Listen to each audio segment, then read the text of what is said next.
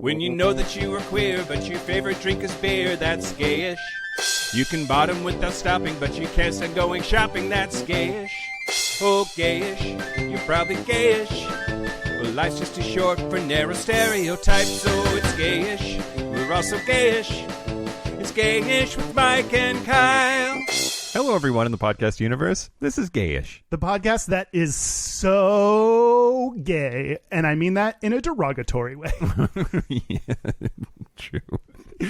Too gay to function.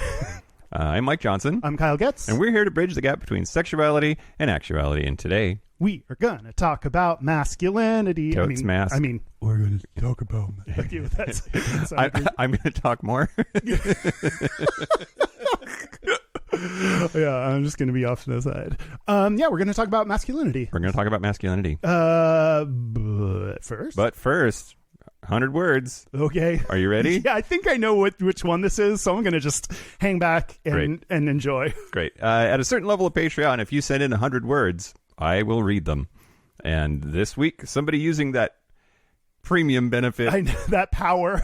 Is Tito Burrito. Here we go. Tito Burrito here again. Here are my literal 100 words. Might be less. Shrug emoji. Have fun. Before you try to interrupt me. What? I clarified with Tito Burrito. Uh-huh. In the douchiest email I think I've ever sent. That indeed he meant breathe every time he had written the word breath. Oh, wow. Yeah, that does sound really douchey. And additionally douchey that you mentioned it now. Right. Thank you. Attract. Erotic. Raunchy. Sensual. Pecs. Breathe.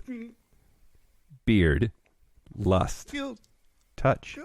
It's fine. I'm fine. Feel. Seduce. Breathe. Moist, pinch, okay. Gaze. Hard, delicious, lube. Breathe. Rub, slip, wet. Fetish, drip. Ooh. Flex. Ooh. Breathe. Bite, stimulate, engorged. Fuck. Heat. Don't look at me. Breathe.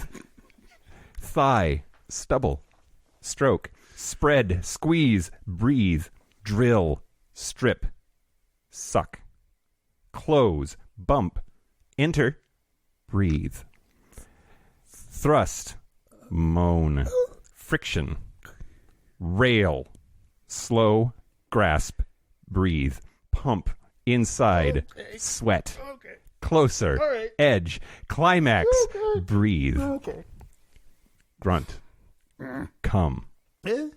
Breathe, come, gulp, breathe, filled, breathe, sigh, breathe, breathe. That's it. Wow. All done.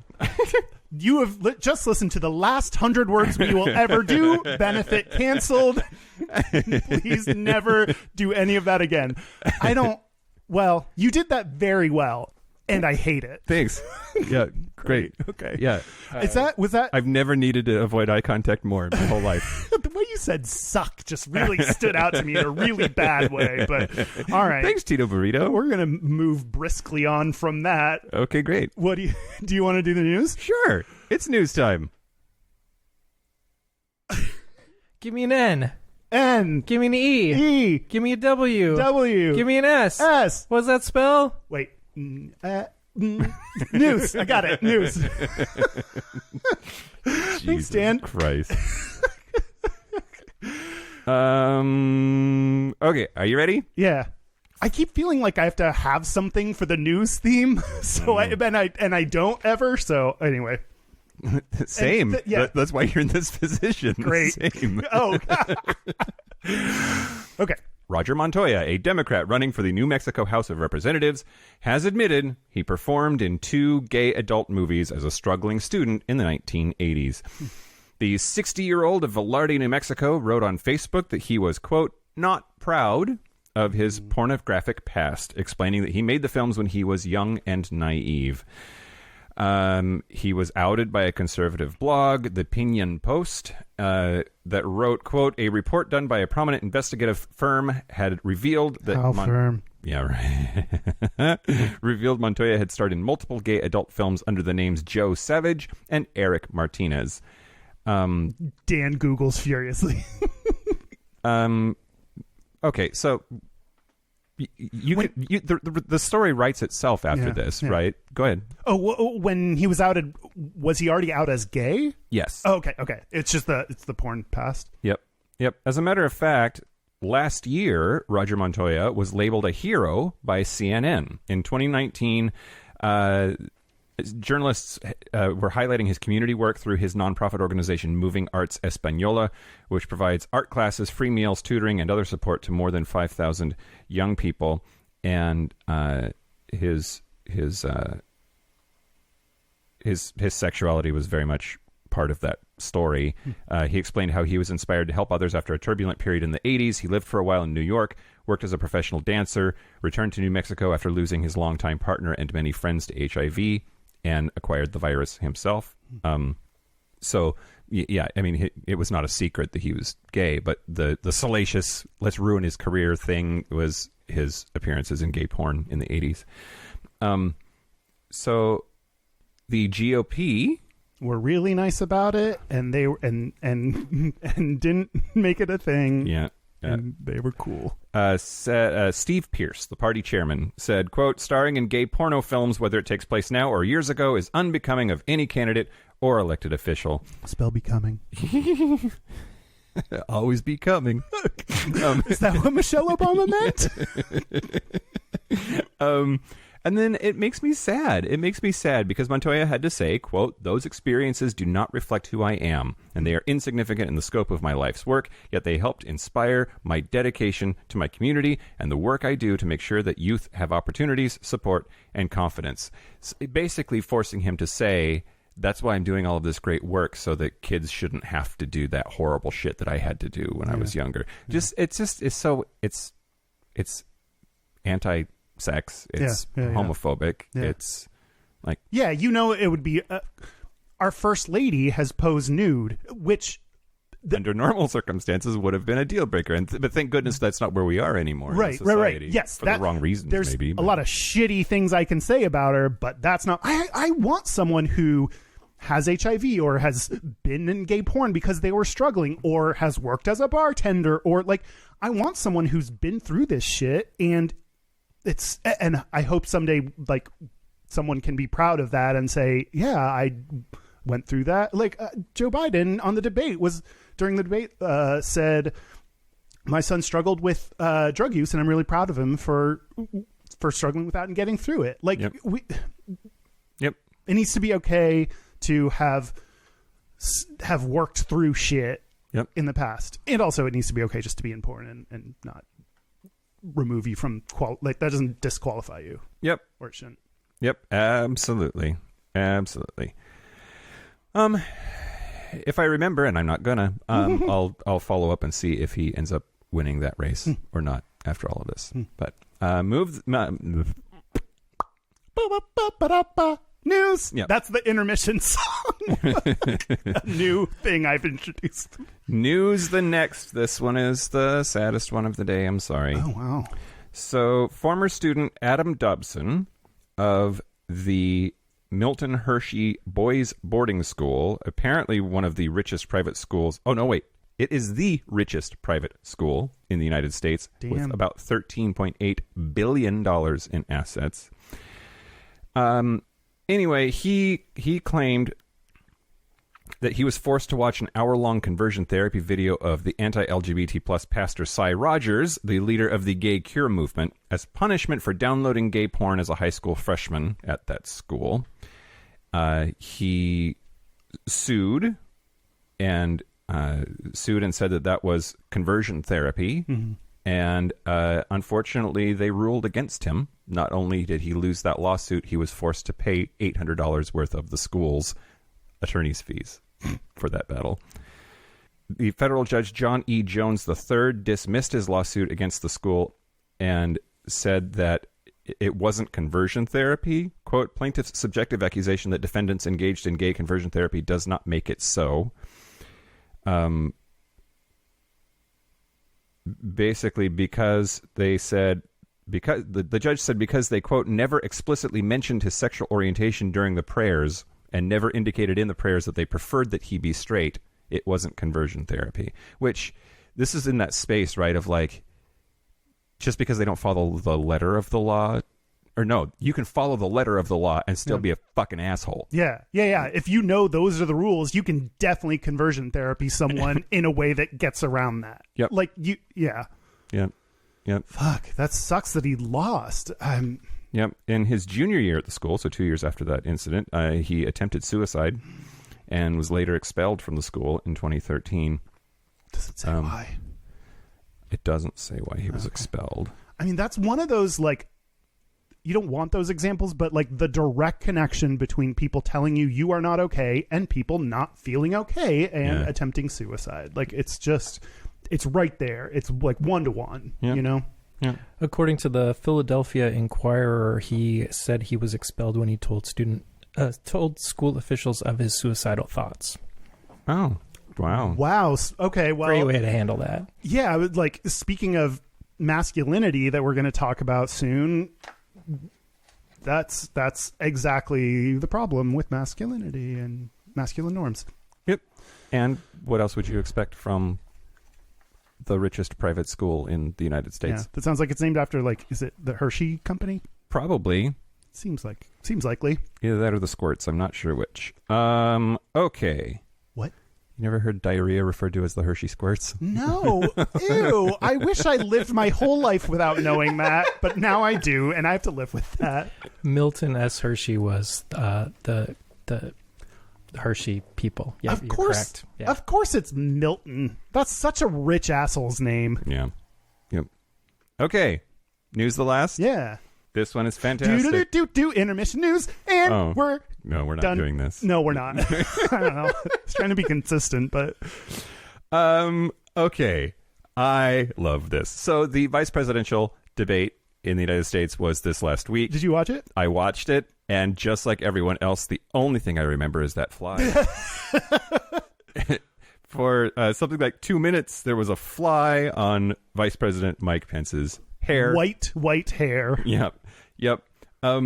But what I love is immediately the internet is amazing sometimes. Oh yeah. And a Twitter account called @MikePenceFly __.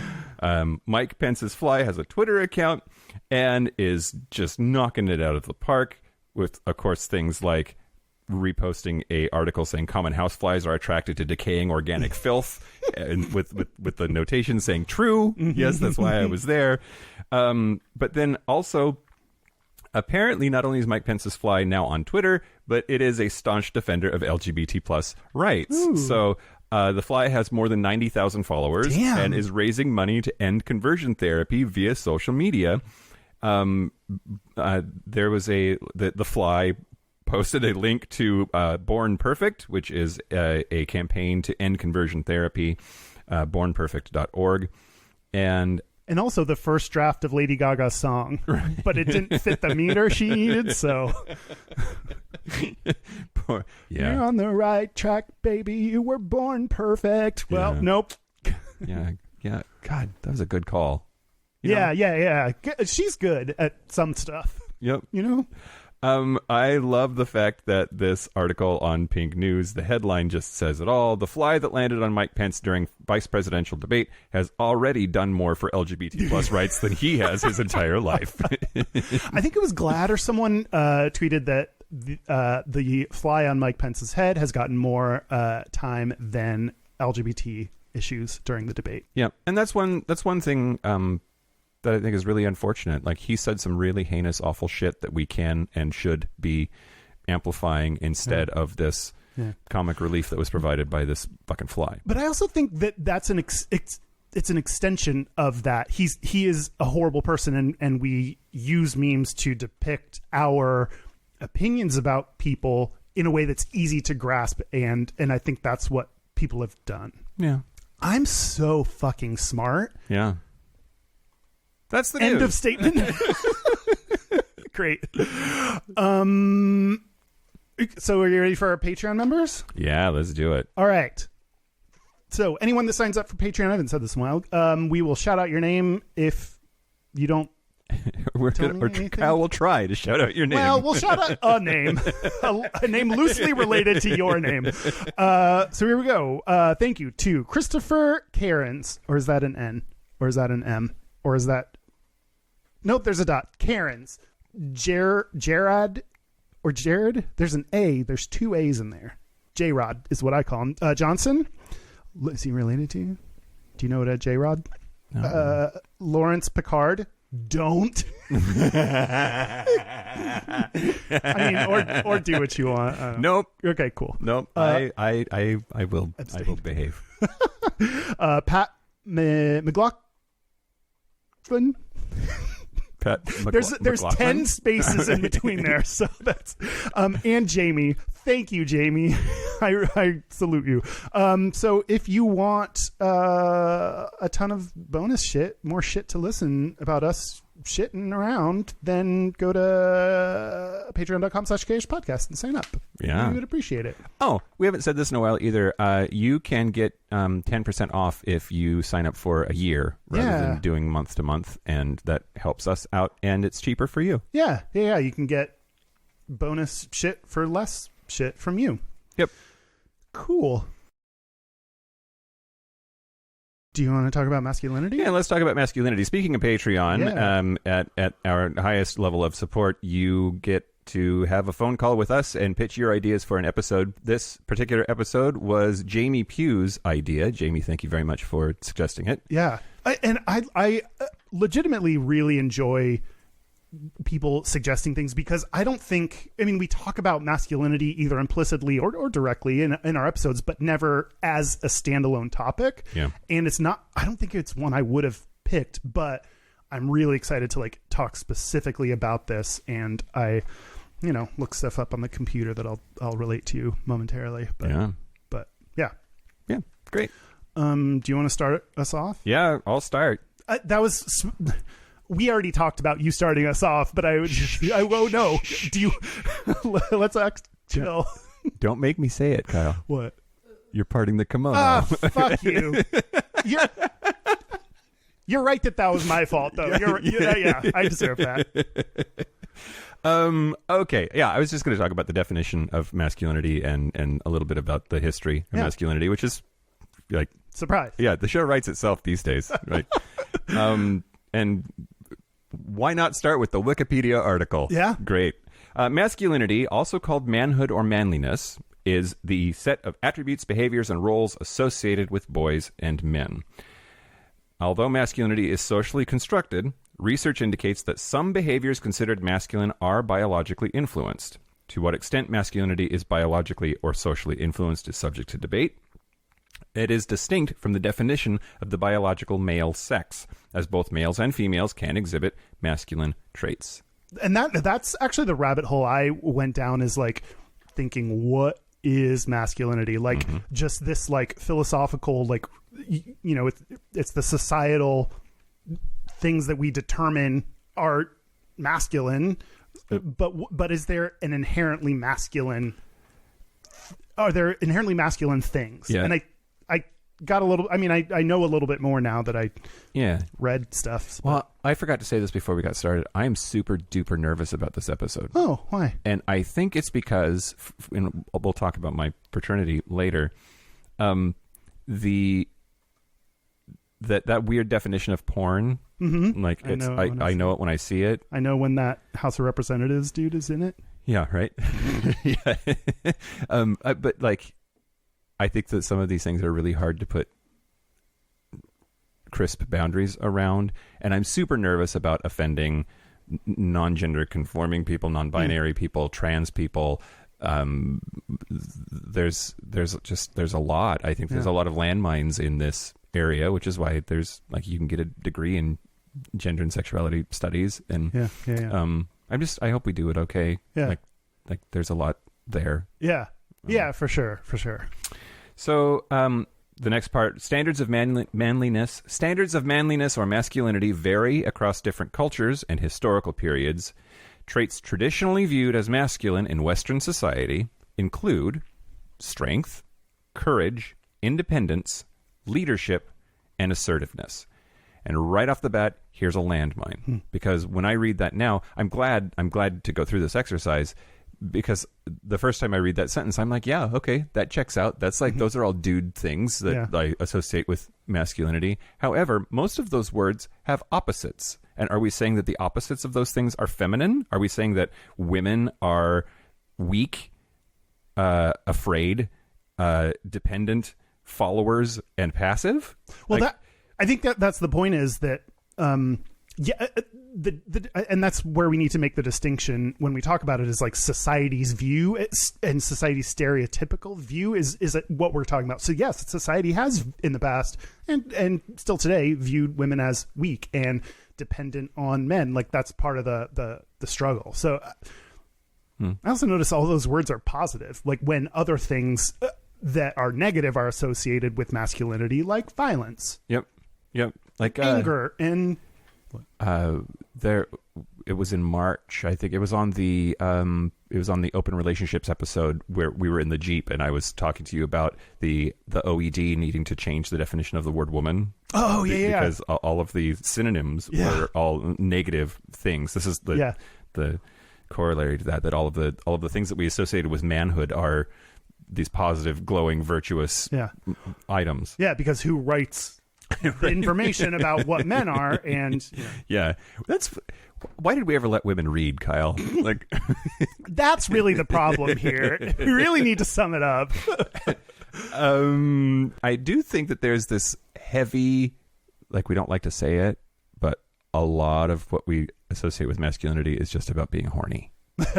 I mean, like, honestly, a lot of, like, when you boil it down, you're looking at like reproduction. Like so much of evolution is just based on the need to, the inherent need to reproduce, to spread your seed. God, I hate that phrase so much. Dan probably loves it. Do you think Johnny Appleseed is a metaphor? Absolutely. Apple bottom jeans and did he have boots with fur? I don't remember that part of that story, but probably just he was so cute everywhere. seeds.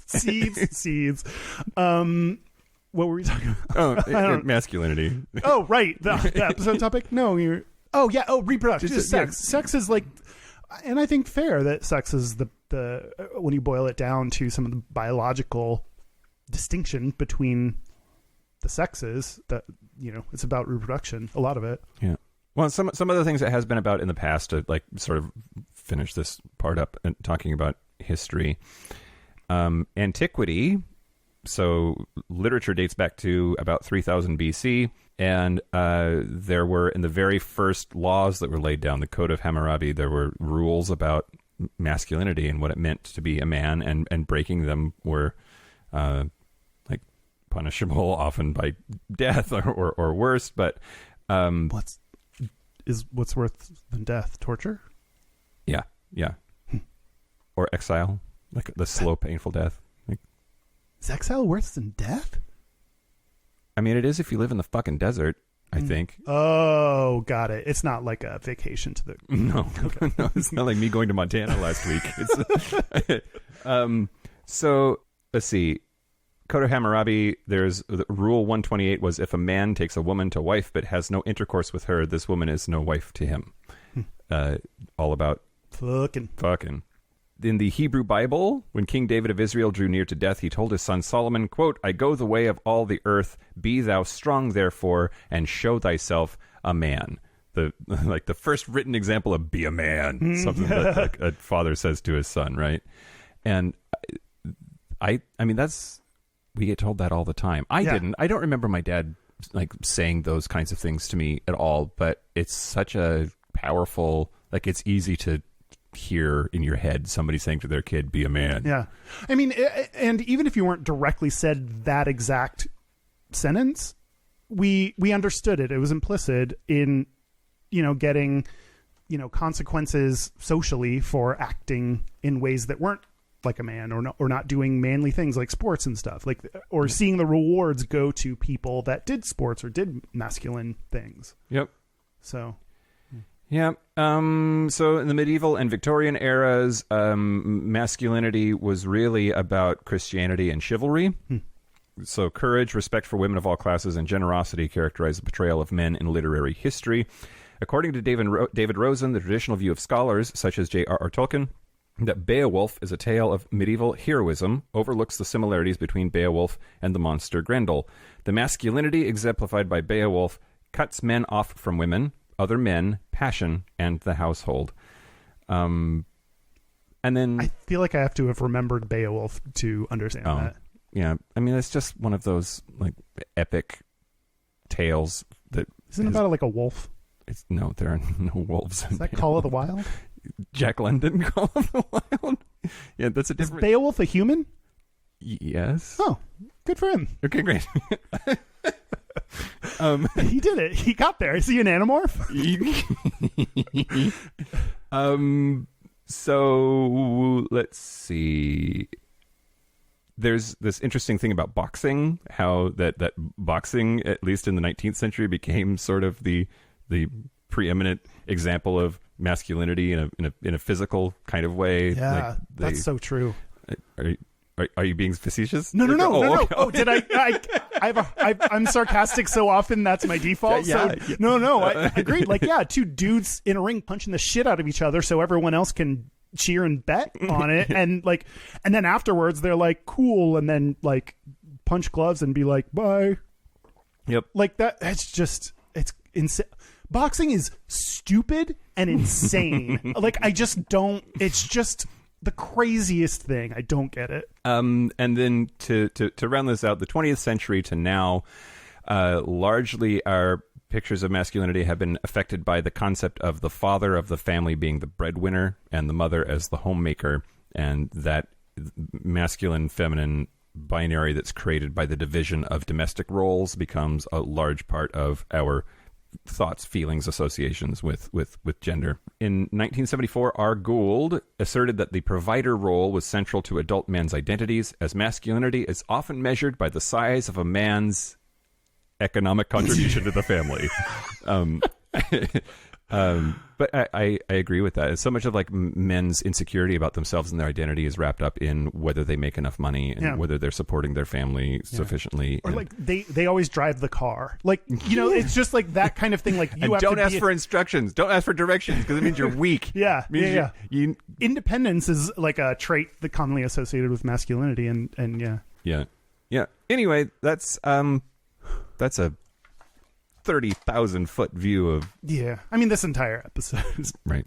Well, I want to talk more about the role of sex in the distinction between Do you mean fucking? fucking. Let's talk about fucking. Yeah. Okay. Hey, Kyle. Hey, Mike. Fucking's great. It's fucking so good. I miss it. The fucking we do has nothing to do with evolution. And for as little fucking as I do, for me to miss it says something. That's true. You've been quarantined for way too long. All right. Okay. I learned about a new thing called evolutionary psychology. Okay. Which is a newer field that is just really interesting. So I just did a bunch of reading about masculinity and all this shit. So, and of course I'm like, oh, what is this? And like, oh, there are a million papers, and this is stuff that's like smart people discuss and write. So like, of course there's a bunch of shit out there. But one of the most interesting things that I found, again, like going back to what is masculinity? Are there things that are inherent to men or cis men, I guess, that are not based on, okay, in our current structure, we say that they're assertive or dominant or whatever, but like, if you take away societal things, are there things that are inherent to men? And then it's hard for me to find some of those things. Like, do you think of anything that once you remove societal impact, like societal influence, that are distinctly male? We've mentioned it a couple of times, but independence comes to mind. Independence really does come to mind. This idea that you should be a self-sustaining, autonomous island. it feels like that's enough of a part of enough cultures that there's something biological going on there, that it's not merely a construct. Yeah. I think that, all of those studies that show that women are more collaborative, more communicative, more community oriented, and that's in opposition to men who are not that way as much. Yeah. So I don't know. Yeah. No, I hear like physical differences to me stand out, and that's where I'm like, are physical differences inherent to humans, or are those a product of over time? Men have been picked or fallen into certain roles, and they've developed that way. Like, I don't know. Of course, there's no answer. Ooh. Oh. I mean, in that regard, sexual dimorphism, the idea that men are larger, they have more muscle mass, they have denser bones, they're taller, that like those things are absolutely true and biologically based, but it's not universal. Like, there are other species for which those things are the opposite. There are lots of species where the female is larger, and that's where it's the biology plus nurture and nature, where both those things are needed. Anyway, something that stood out to me that when we're finding the differences between the sexes, paternity uncertainty, which is the fact that bonobos have that all the time. Remember, we've talked about that. Get ready, because bonobos are in here. Yay! Dan already hates it. I know. I already told Dan that he's not allowed to say anything. He can shake his head like he is and look really downtrodden, but he does. Okay, so but yeah, on that episode about animals, we talked about how like they fuck so much that she don't know who the dad is, because like she got railed by so many dudes. Who knows? Yep. That's what you mean by paternal uncertainty. Yes, but I mean to a little bit, like not that. I'm not slut shaming her. Good for her. Oh no, like do it, get it, girl. No, but just to find it, like only women are 100% sure the baby is theirs. Mm-hmm. And that drives a lot of, or at least according to whatever thing I read, like that drives a lot of then the rules or the shitty things that men do to women to try to do what they can to make sure it's theirs, like prioritizing virginity, or feeling like women can't be left alone. Like the idea being, if you're always there, that they're not doing something else with someone else. Or sorry, I just immediately thought of Mike Pence and how he can't be alone in a room with a woman. That's like part of his religious view. Really? Did you not know that? No. Yeah, and like, so then one of the jokes was because he calls his wife mother. And somebody was joking. I wonder if Pence asked Mother if it was okay for him to be alone on stage with two women at the debate. I hate that. Gives me my soul hurts. Absolutely. What is the opposite of an erection? Because that's what's happening right now. Providing very specific rules that women have to follow. Female genital mutilation, like a lot of things trying to prevent women from either having pleasure or being alone, or reducing that paternity uncertainty. Yeah. Which that to me is like, it is confirmed that cis women like reproduce or can reproduce shit. There's a lot of these limits. In general, women are the ones that reproduce, so they're the only ones that know that the baby is out, like went out of your vagina. Yeah. So like, yep, I see, that was definitely mine. Yep. Like for sure. Bonobos, which you mentioned, are a good example of a different view, because the female, it's a matriarchy, which is rare in the animal kingdom, or just in general. And what happens when they are the leaders of the society is, which I really like, if the male bonobos attack, or something like when they're young, like attack females, then the older females will like hit him and bite him or whatever, attack him. So he learns not to attack women in that way, or not to like, go up against women in that way. And they are, like you said, they fuck a lot. Other like thing they compare to chimps, where chimps only have sex every few years when they are ready to like have a baby. Oh my God, am I a chimpanzee? I'm a bonobo then. We found our animals. Like, I think we found it. So chimps only, they have like visual glands or whatever the fuck that makes it like, that says to, hey, everybody, ready to have a baby, go ahead and get on in here.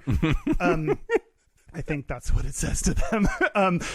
Whereas bonobos don't, like, they will have sex regardless of whether they're actually like ready to. Ovulating. Yeah. So sex is less of a competition in the bonobo world. And that means men don't need to fight each other to have sex. There's less scarcity of sex. And that makes it so the men are less aggressive. And that's just Oh, that's interesting. It- That's like that whole thing about like, that guy seems really angry. Maybe he just needs to get laid. Yeah. Like they're proving it in the animal kingdom. Yeah. That's like, maybe there's something to that. Well, and it's so interesting because that's where the nurture part of this comes into play is there is this example of it happening. And actually, if you think about, well, sorry, women, I don't know how else to, if you compare women to bonobos or not just women, like our society to bonobos, other animals show physical signs of being ready to have a baby. And that's not the case in humans either. Just like bonobos, like it's a little bit more hidden. And females don't just desire sex when they're going to have a baby. So like there's a lot of things that say to me and or whoever wrote this, like we could be a society that is matriarchal. Did I do that right?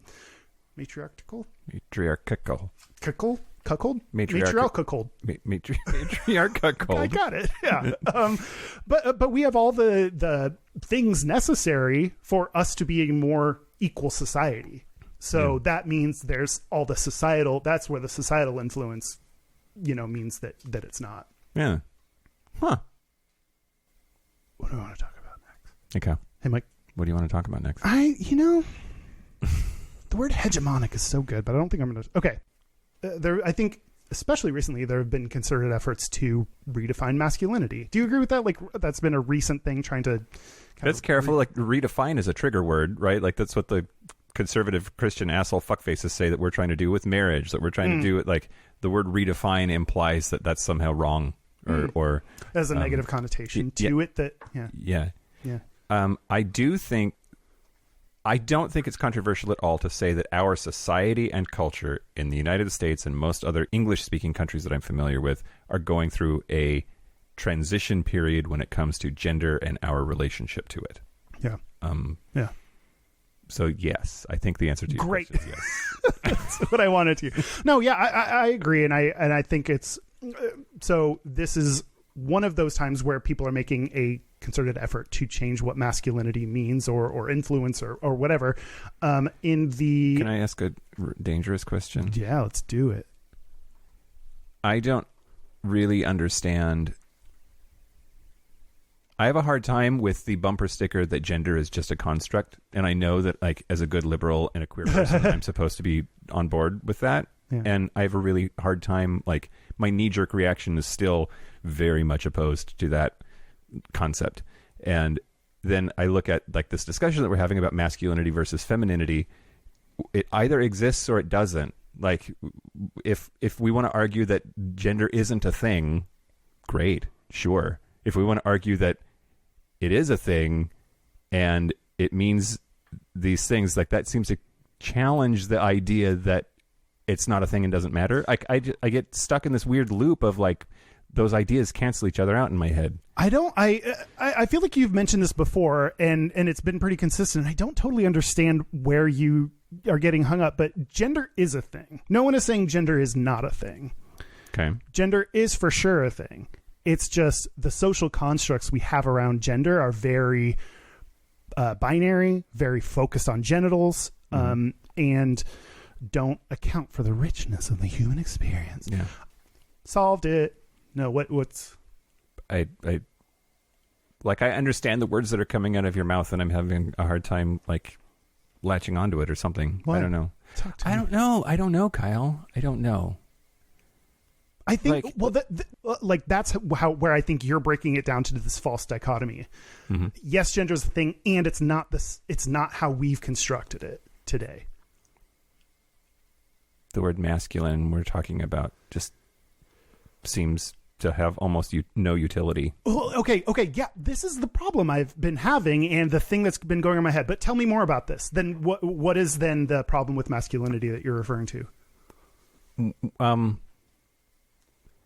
Okay, so like if you look at biological sex, which I don't even know if that's a preferred term anymore, but like the intersex is a thing, and Sure. the vast majority of human babies are born with one set of genitals or the other, and so, but we know for certain, and this I have no problem being on board with, that is not one's gender.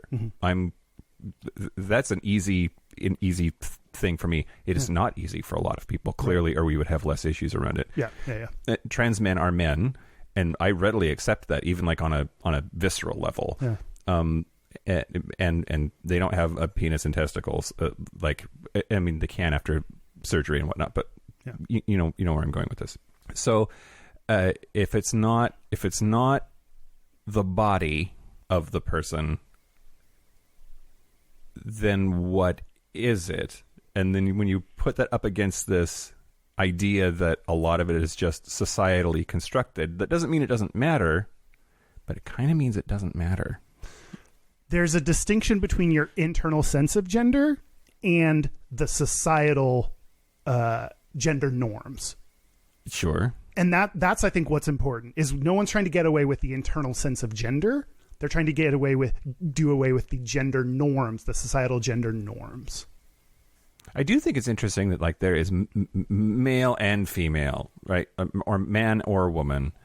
And then even before the rise of the trans movement in this country and the big backlash against it, there's still masculine and feminine as a already non-binary scale upon which things can be measured. Like we sort of already had built into the language this idea that there are, like, you can be a woman and do masculine things. What does that mean? Well, let's break it down. But like, there's still this idea of a spectrum that was sort of, we readily and comfortably talked about it well before trans people were controversial. Yeah. But what were those things based on? Yeah. This is something I thought was really interesting. I think actually will help illuminate this conversation. Help me, Kyle. Light me up. No, I think you're, I think, I think this is exactly the trouble I have with masculinity and the debate that I've been having. And I think it's, yes, it is challenging to get into some of these discussions because it may come across as being sexist to talk about these things. But when I read the literature, like when I read all this shit, like, these are the discussions and debates that people are having in the academic community. I'm trying to say we're very smart for talking about this. And so if you think we're sexist, we're not. We're just smart. Thanks to Jamie Pugh for making us do smart things. Okay. In the magazine Monitor on Psychology in 2012, there were 3 psychologists who wanted to help redefine masculinity. And one of the ways they did that was holding discussion groups with school-aged boys, and see kind of if they start talking about some of these things, some of the things like I never talked about this shit when I was a kid. So starting to talk about some of these things to kind of help influence their thoughts and views on what masculinity means. And in the article, they wanted to expand the notion of maleness. And, quote, they want to retain such traditionally male positive traits as bravery and protectiveness while creating a new definition that also includes the full range of human emotions. Which that thing, like, took me back to the discussion we were just having. Okay, well, positive traits associated with men, bravery and protectiveness, is that inherent? Like, why is that masculine? Why isn't that feminine? Like, why? Like, is that? Are men naturally more brave or more protective? And I don't think that's true. And I mean, a part of this is you can also say, like, in what way? Like the defining protective. Something I read, like, it was like, well, are men stronger than women? Like, it depends on how you define that. Like, women are better at, like, men, like, short and strength-based things versus women better distance. for longer. So, like, all of these things are so... They have a higher pain threshold than men. Man, if I had to push a baby out my butt, goodbye. I would... Well, you do know that babies don't come out of her butt, right? I don't... Well... That's debatable. Okay, Science great. is still out. Great. Science hasn't determined for sure how babies happen. Great. Okay.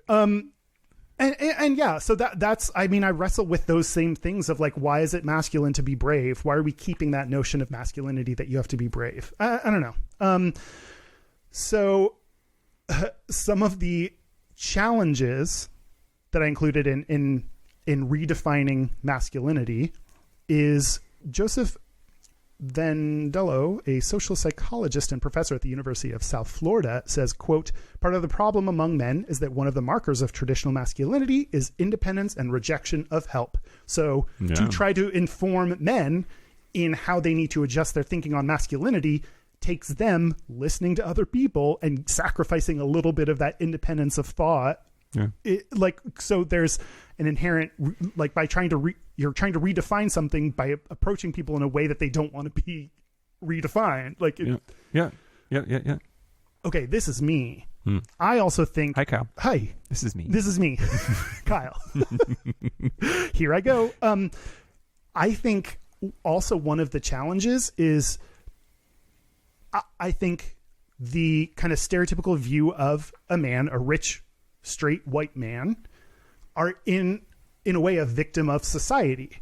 They have been raised to believe. It's very hard to be them. That's exactly, like, that's the weird thing that, like, you get into, but like, they have been trained by society that they are to act in a certain way, and they have done that. So if they were to try to shift their thinking, it's like, what about, does that undo all the things I've done? Does that undo my entire belief system? Does that mean that I've been wrong this whole time? Does that mean everything's been a lie? Like, to try to break through that, like, I think they're also, I mean, victim is maybe not a product of our societal influence, and they've gotten the privilege from that.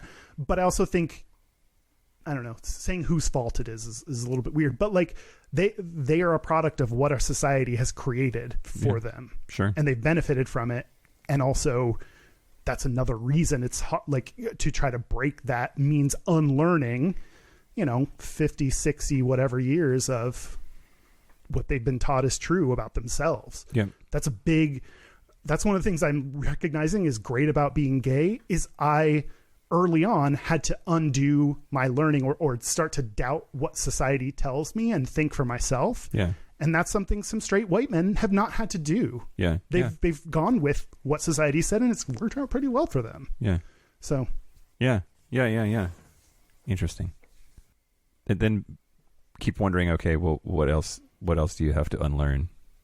Shit, everything. Like, I've been, especially this year, like, questioning every kind of instinct or I think that's been moving more and more left, is like, I've just been questioning, like, some fundamental things of our capitalist society that I assume are good because that's what I've learned. And I'm like, wait, does it have to be like that? What's actually, like, what do humans actually deserve? What's actually an inherent right to human beings, and what's fair, and, all that shit. So, man, unlearn everything, question everything.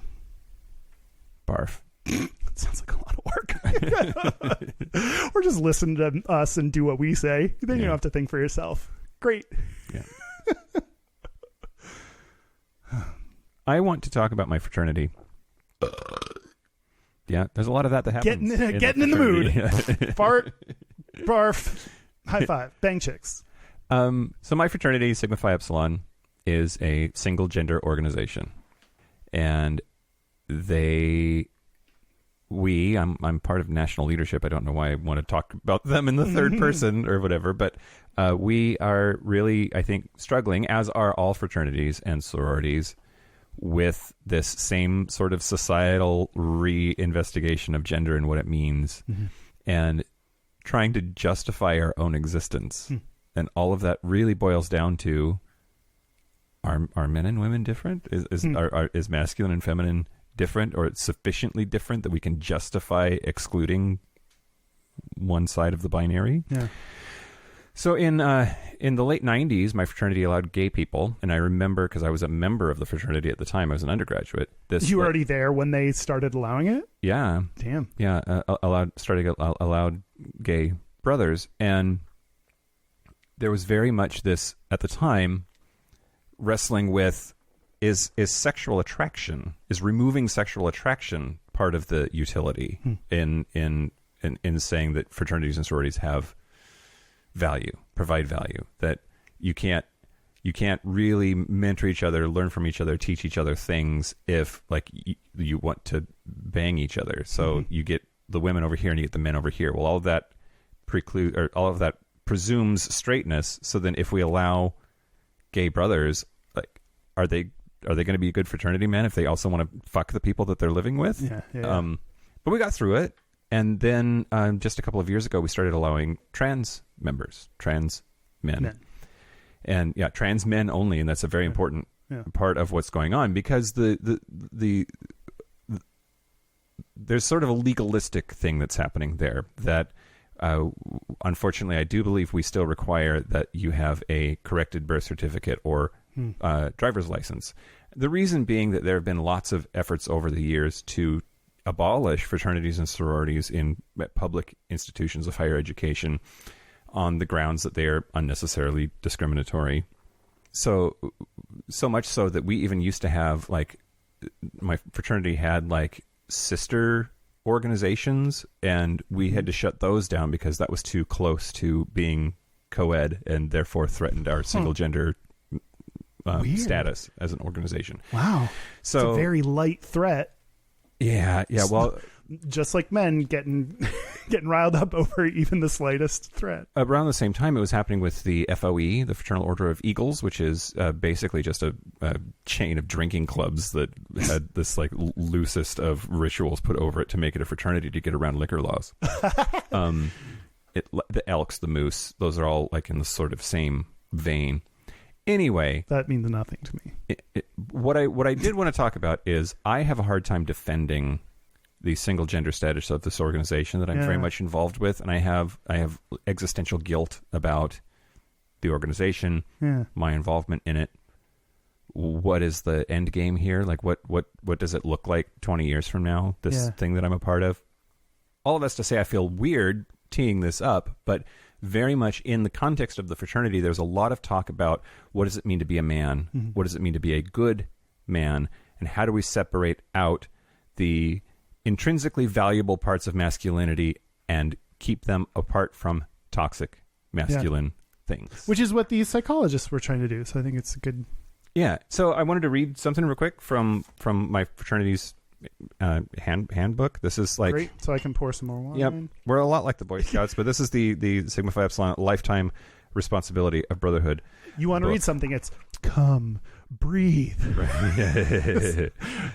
This is my copy from when I was an undergraduate, so it is not updated. It's this the copyright on this is 97.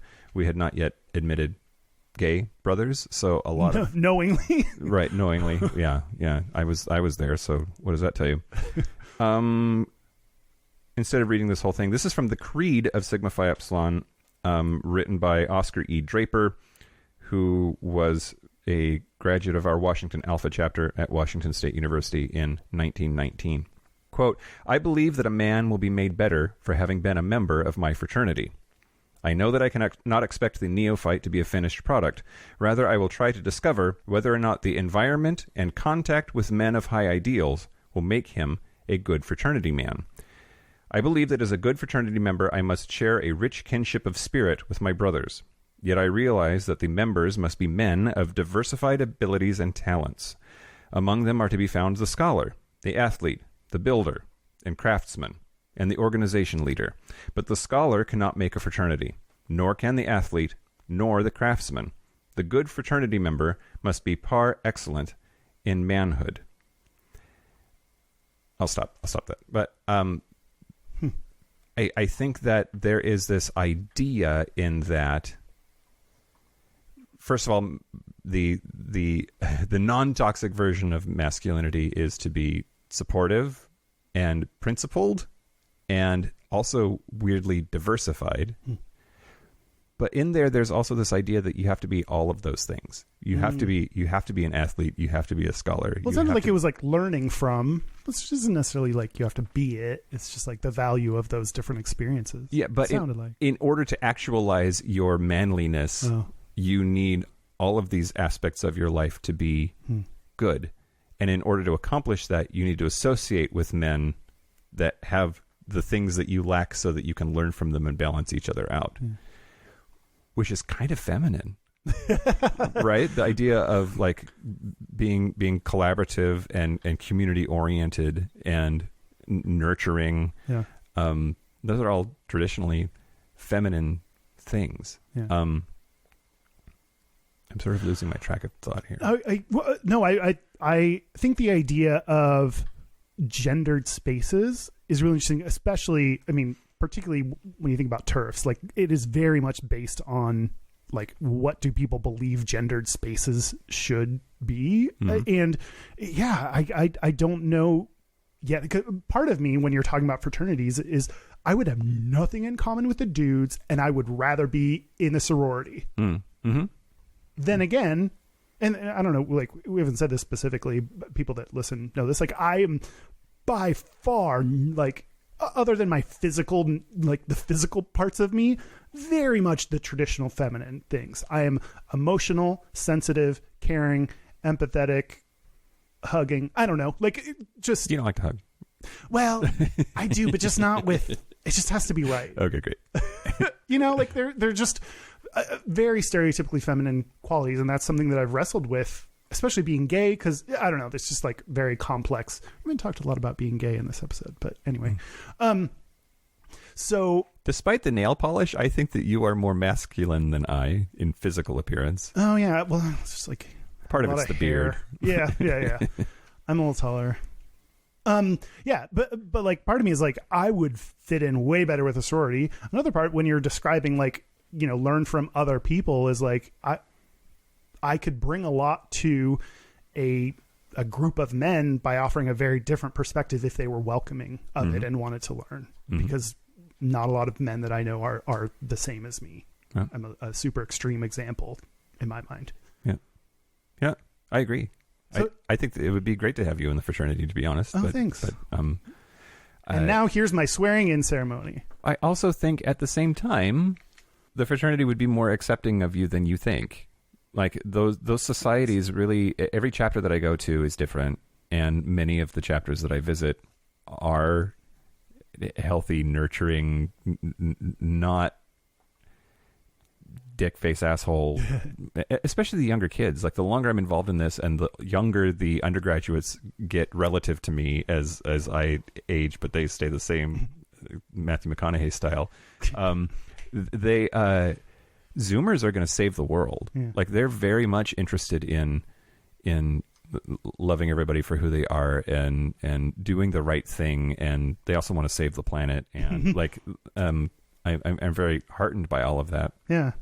But I think you might be surprised at the experience that you would have or would have had. Well, this actually, I think, leads nicely into like talking a little bit more about the gay piece.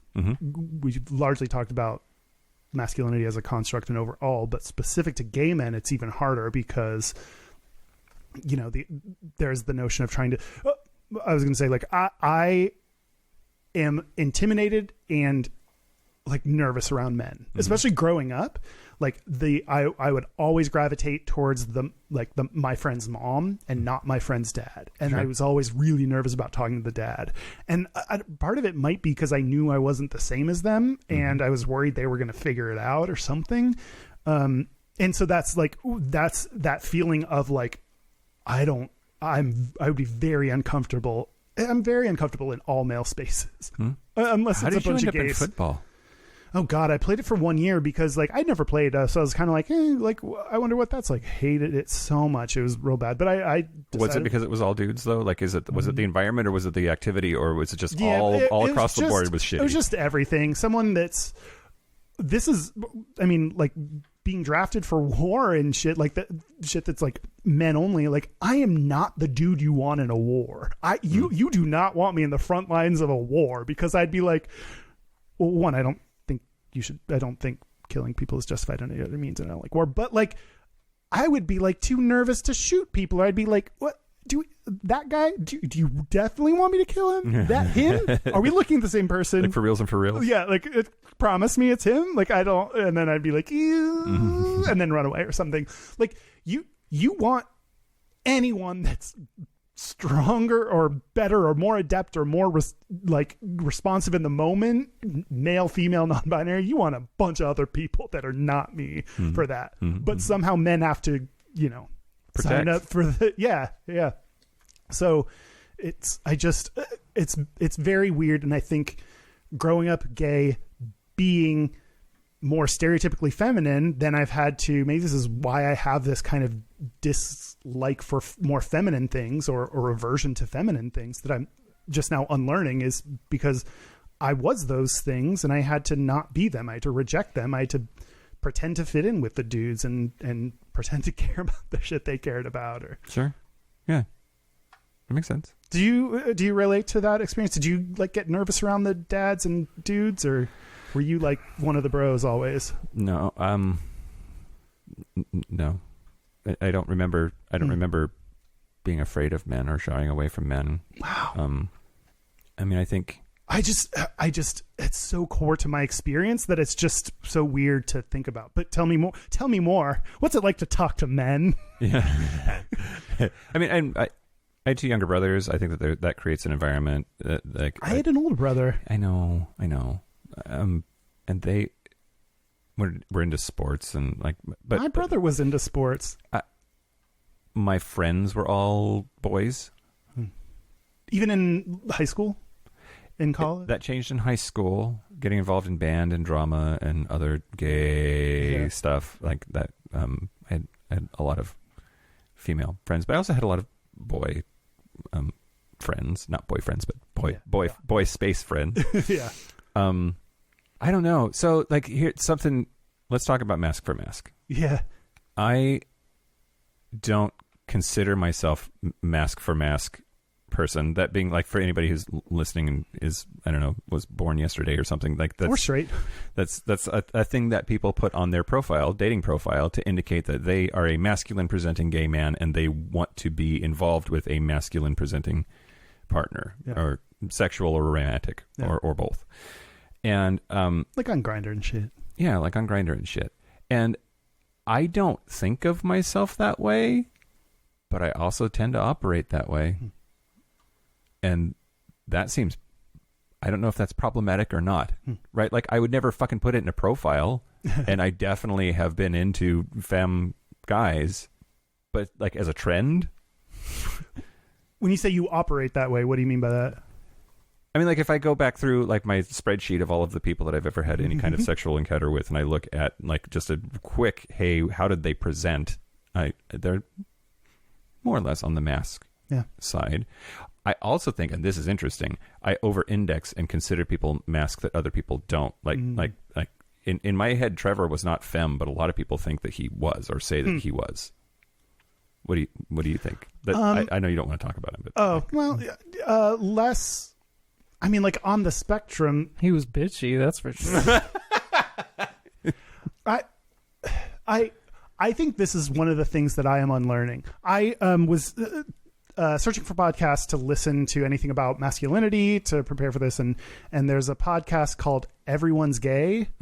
Everyone's Gay. Everyone's bi. We just talked about that a couple episodes ago. Yeah. Okay, go ahead.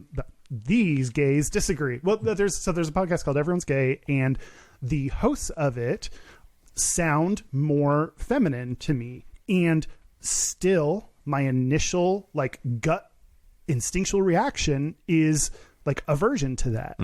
And I don't like it. I don't want to have that feeling. I don't agree that feeling is a good feeling. The logical side of me doesn't like and actually dislikes that I have that reaction, but I still do. So, I mean, I kept listening to them, and at first, I had that reaction, but then I kept listening to them, and then you start to not hear the specific timbre and tone or whatever of their voices. You start to hear the people, and that's when it helps. So I think trying to, if you have those initial reactions, trying to push past that and learn more about the person themselves is a way to, at least the way I'm trying to combat that or unlearn that. I think anything that people say, I mean, just like they say, you know, race is just a preference for masculine men. You know, people will claim that is just a preference. I think any kind of preference you have, you need to question where that came from. Because I think a lot of race and masculine based quote unquote preferences are based on how society has taught you to prefer. So it's inherently discriminatory towards those minority groups, and to just believe that's just how you are I think that's what a lot of people believe, and it's just incorrect. I think there may be some people out there that just inherently like masculine people. I think it's a tiny percentage of those that claim it. Okay. It's interesting. What do you Thank you. I think what people fear when they get defensive about this is ultimately a slippery slope argument that you're basically saying I have to bang chicks. Like that's how they'll hear that, or how they feel. And I don't share that, at least not consciously. But it does make you wonder, like, what things is it okay to discriminate when it comes to who you're into? Yeah. I mean, I think you should always like be into the person you're fucking. Like, that's like, don't hook up with someone purely for the like experience, or I don't know, hook up for people with experience, whatever. But like, but also question. I think it's just question where that comes from. Sure.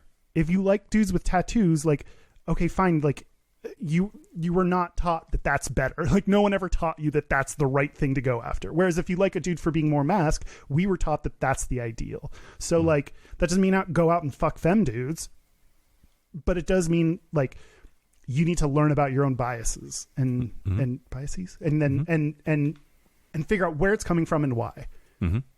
Something Jamie mentioned that I really liked and wanted to bring up is, I think he said that we even said it on an episode, but when you come out and someone's saying, "Oh, you don't seem gay," like it's a compliment.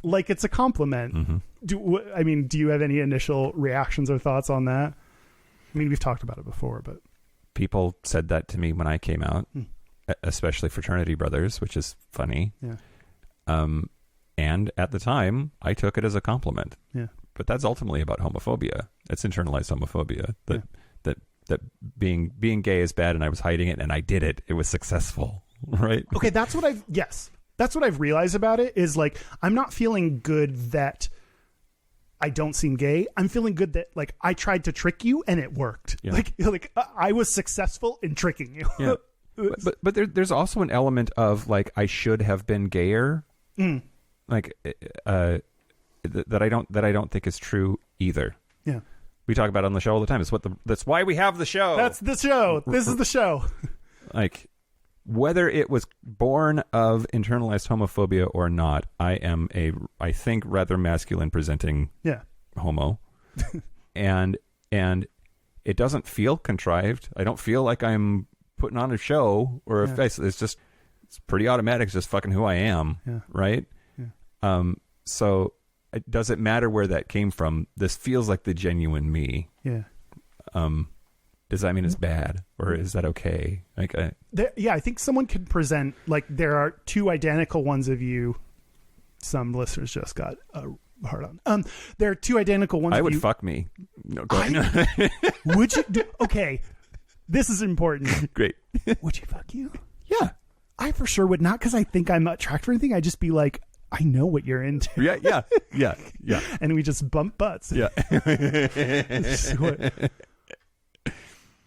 There can be a version of you that does the exact same thing that you do, and it's shitty, and there's the version I think is the real you that is not shitty. And what I like is that you have explored it. You're not averse. I'm verse. You're verse. Yes, true. But you're not averse to trying out things that are feminine. Oh. You've done drag. You talked about going out in heels because someone wanted you to, and you did it. So I think some of those things where you like try out feminine things and are willing to explore those and then go and confirm like, yeah, no, I'm not into that thing. I think that's the helpful, useful exploration that a lot of people don't do and don't try and just say, oh no, I would never do that. But don't question it or don't try it. Yeah. Yeah. And that's something that I'm doing, and what I'm, painting my fingernails is a really simple thing, and wearing a skirt is like, these are things that I am learning, or I'm like accepting that I want to do and have wanted to do and have never done for fear of them. Yeah. And so for me,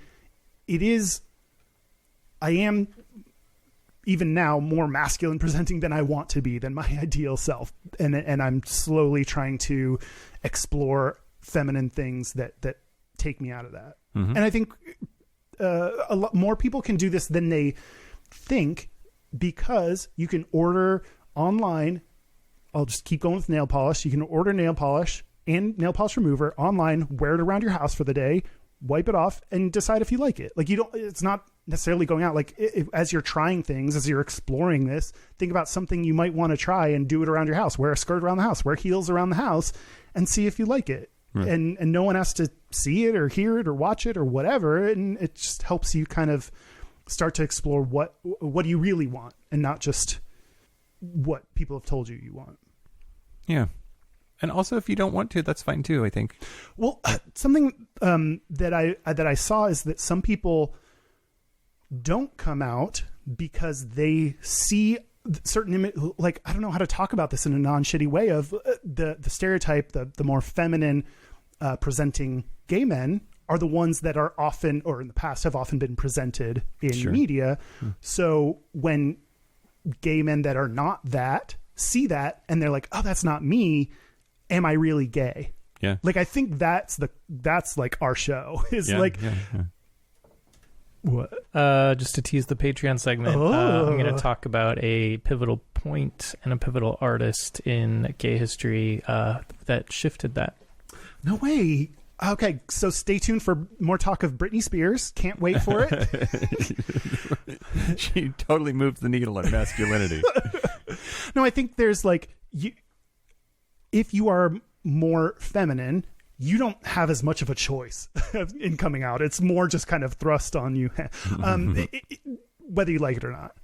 Whereas when you're more masculine, you can hide, which is a benefit. It's a privilege that you have of being able to hide. But at the same time, at least for me, I feel like the challenging part of it was that I had to then choose it. I had to then force myself out. Like, yeah. So I think that is one of the reasons we exist, is try to show there's like this diversity of gay male experience that is not what you'd expect, and it doesn't make you less gay. And if you're young and questioning, like, you don't have to wear heels or wear drag, but you can if you want. It's just do whatever. Yeah, do whatever, everybody. Do whatever. Do it more. I mean, I wrote down like men are more violent and like kill themselves more, but we don't have to get into that. Oh, gun violence, like, just men need to be able to explore their emotional side. That's what we need to change about. Like, this is what I'm great at, just having emotions. And like, we need to allow men to be more emotionally expressive and in touch with their emotions. And that's like such a huge cause of violence and suicide among men. Did you know? Shit. Okay. I was like, nah, we're done. And then here I go. Okay. But this is really crazy. For men, for all genders, actually, for people ages 10 to 34, suicide is the number 2 leading cause of death. Wow. That's crazy. Yeah. It's like the first one is like accidents. Yeah. Which like no one's going to ever stop. Like, you can't, whatever. Like, suicide is the second thing. That makes sense to me. I mean, that doesn't mean it's not tragic, Yeah. but if you think about like that age bracket, they have selected specifically because that's too young to die of old age. Yeah, right? yeah. Like, then heart disease starts to be like, Yeah. you're going to die of that. Yeah, Or so- like cancer or whatever. Yeah, exactly. So it is maybe surprising that there isn't, like, cancer, leukemia, maybe like that there isn't some medically identifiable illness, disease, whatever that would afflict younger. That's higher, but then accidents and then suicide. That makes sense. Men are 3.7 times more likely to die of suicide than women. Because we're just better at it. Men are better at everything, including fucking blasting their heads with a gun. And the suicide rate is highest among middle-aged white men. In 2007, this is all U.S. data, BT dubs from the CDC, but 70% of suicides are middle-aged white men. We can't believe what the CDC says, Kyle. Haven't you heard? They're part of the deep state. Probably. I mean, but go ahead. That kind of validates the what I was talking about before of these men that are born into these societal constructs that then are like, that's the negative repercussion of having to and being rewarded for withholding your emotions, is then you don't know how to express it, and it may come out in the form of like a school shooting or violence or killing yourself. And that's one of the things about masculinity, traditional masculinity, that we need to unlearn. Yep. Okay, now I'm done. I'm so tempted to talk about Vulcans, but we'll save that for another time. Wait, what? Are you going to recount an episode where they talked about masculinity? Okay. I did my thing. I did my thing, but the thing about Vulcans is the whole thing throughout all of Star Trek is that they don't have emotions. They don't show emotions. But then, like, over time, it has evolved into this more of an understanding that they actually have intense emotions that they have worked hard as a society to totally suppress. And then there are these plots that happen from time to time where that gets away from them, and then they do something crazy, or like it's hindering their development in some way, that maybe the message being like actually letting your feelings happen is the human way to do it, and that's better and more effective than stuffing everything deep down inside. I'm watching Voyager. Tuvok deals with this shit all the time. It's great. Vulcan, right? Yeah, Vulcan. Did we do it? Yeah. Thank you to Jamie Pugh for requesting this. I don't think I wouldn't have thought to tackle this like directly in this kind of way. And I think it's been really interesting for me to research and find out more about it. And I appreciate it. And hopefully he liked it, and hopefully we did it. And I don't know. Yeah. Totes mask, brah. Yeah. He's also rather masculine presenting, which I think is part of why he wanted the topic. Maybe he turned it on for us. Yeah. No, by his own admission. I've chatted about this. Okay. Yeah. Should we take a break? Yeah, let's take a break, bro. Put in some chaw and go shoot something? I don't know. What's chaw? Chewing tobacco. God. Let's take a break. Okay, break. This is the part where Mike and Kyle take a break. So are we back? Yeah, we're back. We're back. We're going to do our Gayest and Straightest. We're going to do our Gayest and Straightest. But first, our website is gayishpodcast.com. We are on tons of social media at Gayish Podcast, Instagram, Facebook, YouTube, Twitter, and we also have Discord and Facebook group. Join it. Our hotline, you can send us text messages or leave us voicemails, is 5855-GAYISH. That's 585-542-9474. Standard rates apply. Our email is gayishpodcast@gmail.com. And our physical mailing address, for which I have no keys right now, is Post Office Box I 1, do. P.O. Box 19882, Seattle, Washington, 98109. Didn't you say we got something but we weren't opening it last time? Oh, I was lying. Oh, man. I'm like a kid on Christmas, and you just told me it wasn't Christmas anymore. That's fine. I don't care. Gayest and Straightest? Sure, let's do our Gayest and Straightest. Okay. I'll go. Okay, great. So my gayest is, I was listening to My Favorite Murder, as I am wont to do, and they talked about like, it's someone like, just falling head over heels in love with someone and just thinking that they're the one early on and just being like, oh yeah, that's what young people do. And I immediately was like, not when you're gay, because you don't get to do that when you're young. It's whenever you come out that then you have to do that. So it's just like a distinctly, like, my gay experience is so different than that norm. Yep, absolutely. The straightest is I take notes on my phone when I think of things, and so I will just quote what I wrote down in my phone. My straightest is going outside to walk Reynolds and just farting a bunch. I bet he loved it. Probably. He probably would be super down. Sometimes I fart loud enough that he like wakes up and he's like, was that you? Are you okay? Something good is happening because I smell it. Oh, man. Okay. So the straightest thing about me this week was I drove to Montana and back this week, and I think road trips are kind of straight guy in a way. Yeah. Like I just associate that with like fraternity bros hopping in a car and driving a million miles. I don't know why. Also, my dad does it a lot. I guess that like is part of why. And also, then I got into Missoula super ass late, and I was hungry, and I just ordered the biggest steak I could find. I am still doing keto, and so yeah, that was pretty straight guy. Yeah. The gayest thing about me this week, I hung out with Jason in Bozeman, who's a Patreon supporter. Hi, Thank Jason. you. Hey, we had a lovely time, but we were having beers, and there was this like 10 feet away or 6 feet away, whatever, a socially distant amount of space away, was this table of 4 people, and at least 2 of them were homosexuals for sure. And that whole like knowledge, like we definitely caught each other staring at each other from time to time in a way that it was just like very clear that there was like nobody else had any ideas, but we were, like, we all knew, the gays knew, everyone knew. I love that when you're like, I know and you know, but then there's that weird like, but you're not going to be like, hey. Yeah, well, and plus, you don't want to be super overt about it. It is Bozeman. I know that I'm a gay Joe there, and I can't do anything like super to attract Wait attention. a second. I didn't understand a thing you said. The Polari word of the week is Gayjo. Gayjo. Gayjo. Gajo. And it means an outsider. Oh. Gayjo. Gayjo. That's weird because the word Mike. That's weird. Gayjo. Yeah. Let's see if it says anything more about that in this wonderful book that we have. Gayjo. Noun. Outsider. From Romany. Cool. That's helpful. Wow. Romani, you may know them as gypsies, which is not an okay word to use anymore. Yeah. Do we have a listeners? We do. My straightest this week, I installed our new dishwasher all by myself. Ooh. Gayest, Canadian, so it's Canadian Thanksgiving. Happy Thanksgiving, Sure. Canada, or as Big Fatty calls it, Northern Mexico. Gayest, gently encouraged the Thanksgiving turkey that it can take a little more. I shoved my hand up its ass. Never use numbing lube on your turkey's Right, anus. yeah. It's very bad. That's right. Although Donna Sugars was advocating for numbing lube on, I think, Discord or Facebook. One of the two. I saw that. That's you got to be.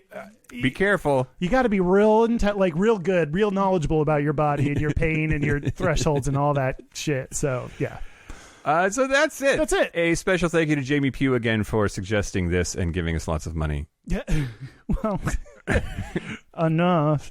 Yeah. Thank you, Jamie, and we appreciate you requesting this and forcing us to talk about it. And also thank you to Mike Pence's fly. the hair one, not the bottom one. Ooh. Ew. Although you're maybe into that. You want to get banged by him. That's a topic for another episode. Goodbye, everybody. This has been Gayish. I'm Mike Johnson. I'm Kyle Getz. Until next week, be butch, be fabulous, be you.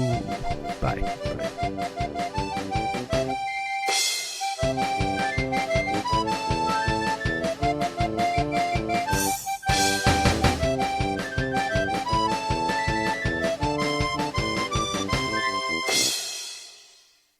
I'm like, fuck you, you fucking fuck.